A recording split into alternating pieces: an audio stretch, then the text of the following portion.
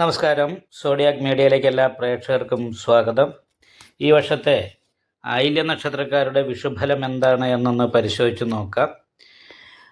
ആയില്യ നക്ഷത്രക്കാരെ സംബന്ധിച്ച് ഈ വർഷത്തിൽ വളരെ നല്ല അനുകൂലമായിരിക്കുന്ന ഗുണമാണ് കാണുന്നത്. മീനശനി മിഥുന വ്യാഴം 1201 ആണ്ട് മേടമാസം 1-ാം തീയതി ഉദയാദി 5:47 വിനാഴിക്ക് ചതയ നക്ഷത്രവും കൃഷ്ണപക്ഷ ദ്വാദശി തിഥിയും പന്നിക്കരണവും ശുഭ്രനാമ നിത്യചന്ദ്രാർക്ക യോഗവും കൂടിയ ദിവസം കുംഭക്കൂറിൽ ഇടവലഗ്നത്തിൽ ജലഭൂതോദയത്തിലാണ് ഈ വർഷത്തെ വിഷു സംക്രമം വരുന്നത്. അപ്പോൾ ഈ വർഷത്തിൽ ആയില്യ നക്ഷത്രക്കാരെ സംബന്ധിച്ച് ഏറ്റവും നല്ല അനുകൂലമായിരിക്കുന്ന കുറേ ഫലങ്ങൾ അനുഭവിക്കാനായിട്ട് യോഗമുള്ളത് കാരണം 2026 വളരെ ശോഭനമായ ഒരു വർഷമായിട്ടാണ് കാണുന്നത്. കാരണം എന്താ വെച്ചിട്ടുണ്ടെങ്കിൽ വരവ് ചെലവ് നോക്കുന്ന സമയത്ത് വരുമാനം എത്രയാണോ അതിൻ്റെ ചെലവ് നന്നായിട്ട് നിയന്ത്രിക്കാനോ അതിൻ്റെ ഒരു പകുതി മുക്കാൽ ഭാഗത്തിൽ ചിലവ് പിടിച്ചു നിർത്താനായിട്ടും സാധിക്കുന്ന ഒരു വർഷമാണ്. അത് വളരെ അനുകൂലമായിരിക്കുന്നൊരു ഗുണമാണ്. കാരണം ചെലവ് നിയന്ത്രിക്കാൻ സാധിച്ചാൽ തന്നെ നമുക്ക് മനസ്സമാധാനം ഉണ്ടാകാനായിട്ട് സാധിക്കും. അതുപോലെ തന്നെ ശൂലശൽക്കങ്ങൾ മധ്യശൽക്കമാണ്. അപ്പോൾ മധ്യശൽക്കക്കാരെ സംബന്ധിച്ചിടത്തോളം ഈ വർഷത്തിൽ വസ്ത്രലാഭം, ആഭരണ ലാഭം പോലെയുള്ള കാര്യങ്ങൾക്ക് യോഗമുണ്ട്. അപ്പോൾ ആഭരണം വാങ്ങുക, അതുപോലെ നൂതന വസ്ത്രലാഭം പോലെയുള്ള കാര്യങ്ങൾ. അപ്പോൾ അങ്ങനെ അത് കാരണം സൽക്കാരങ്ങൾ, വിവാഹങ്ങൾ, ഇങ്ങനെയുള്ള ആഘോഷങ്ങളിലൊക്കെ പങ്കെടുക്കാനായിട്ട് സാധിക്കും. നല്ല സമ്പൽ സമൃദ്ധിക്ക് യോഗമുള്ളത് കാരണം കൊണ്ട് കുടുംബത്തിൽ സ്വസ്ഥതയും പൊതുവെ നിറവും ഉണ്ടാകുന്ന ഒരു വർഷമാണ്.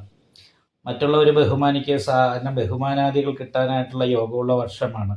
എന്ന് വെച്ചിട്ടുണ്ടെങ്കിൽ സ്ഥാനക്കയറ്റം പോലെയുള്ള കാര്യങ്ങൾ തൊഴിൽ കിട്ടുക, മറ്റുള്ളവരുടെ ആദരത്തിന് പാത്രമാകാനായിട്ട് സാധിക്കുക, ഇങ്ങനെ പല രീതിയിലുള്ള അനുകൂലമായിരിക്കുന്ന ഗുണഫലങ്ങളും ആയില്യ നക്ഷത്രക്കാർക്ക് ഈ വർഷത്തിൽ അനുഭവിക്കാനായിട്ട് വിഷുഫലം കൊണ്ട് യോഗം കാണുന്നുണ്ട്. അതുപോലെ തന്നെ ജൂൺ മാസത്തിന് ശേഷം ഇങ്ങോട്ട് ജന്മത്തിലാണ് വ്യാഴം നിൽക്കുന്നത്.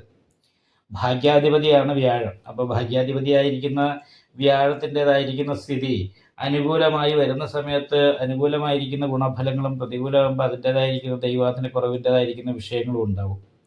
എന്നാൽ ഇപ്പോൾ ഭാഗ്യാധിപതി നിൽക്കുന്നത് ജൂൺ മാസത്തിൽ ജന്മത്തിലേക്ക് വരുന്നത് കാരണം കൊണ്ട് ഭാഗ്യം കൊണ്ട് അനുകൂലമായിരിക്കുന്ന നല്ല നേട്ടങ്ങൾ അനുഭവിക്കാനായിട്ട് സാധിക്കും എന്ന് പറയുന്നൊരവസ്ഥയാണുള്ളത്. അന്യ സ്ഥലത്തു നിന്നും പ്രതീക്ഷിക്കാത്ത സ്ഥലത്തു നിന്നും വരെ സാമ്പത്തികമായിരിക്കുന്ന നേട്ടങ്ങൾ ഉണ്ടാകാനായിട്ട് ഈ മാസത്തിൽ യോഗമുണ്ട്. അപ്പോൾ അത് കണ്ട് തന്നെ വളരെ അനുകൂലമായിരിക്കുന്ന ഗുണഫലങ്ങൾക്ക് യോഗമാണ് എന്നാൽ പോലും ഇത് പൂർണ്ണമായിട്ടും അനുകൂലമായിരിക്കുന്ന ഗുണഫലങ്ങൾ കിട്ടണമെങ്കിൽ ശനിദോഷ പരിഹാരമായിട്ട് അയ്യപ്പ ക്ഷേത്രത്തിൽ നീരാഞ്ജന വഴിപാട് എല്ലാ മാസവും ചെയ്യണം. അതിനോടൊപ്പം തന്നെ അനാവശ്യമായിട്ടുള്ള മറ്റ് ദോഷങ്ങൾ ഉണ്ടാകാതിരിക്കാൻ നാഗപൂജ ചെയ്യണം. വിഷ്ണു ക്ഷേത്രത്തിൽ നെയ്വിളക്ക്, ഭാഗ്യസൂക്താർച്ചന പോലെയുള്ള വഴിപാടുകളും പ്രാർത്ഥനയുണ്ടാകും. അങ്ങനെയൊക്കെ ഉണ്ടെങ്കിൽ ഈ വർഷം നല്ല രീതിയിലുള്ള അനുകൂലമായ ഗുണഫലങ്ങൾ അനുഭവിക്കാൻ സാധിക്കും. നിങ്ങൾക്ക് ഈ വീഡിയോ ഇഷ്ടപ്പെട്ടാൽ ലൈക്ക് ചെയ്യുക, നിങ്ങളുടെ അഭിപ്രായങ്ങൾ കമൻറ്റ് ചെയ്യാം. ജ്യോതിഷവുമായി ബന്ധപ്പെട്ട കൂടുതൽ കാര്യങ്ങൾ അറിയാൻ ഈ ചാനൽ സബ്സ്ക്രൈബ് ചെയ്യുക. ഞങ്ങളുടെ ഓൺലൈൻ കൺസൾട്ടൻസി നമ്പർ താഴെ ഡിസ്ക്രിപ്ഷൻ ബോക്സിൽ കൊടുത്തിട്ടുണ്ട്. ആവശ്യമുള്ളവർക്ക് കോൺടാക്റ്റ് ചെയ്യാവുന്നതാണ്.